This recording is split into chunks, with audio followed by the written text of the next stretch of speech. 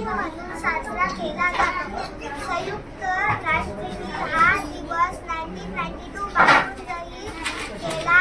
या दिवशी अनेक शाळेत विविध उपक्रम घेतले जातात. याचे उद्दिष्ट दिव्यांग व्यक्तीचे हक्क, समान संधी, सामान्य शिक्षण, नोकरी, समाजामध्ये सहभाग्य वाढवणे हा होय.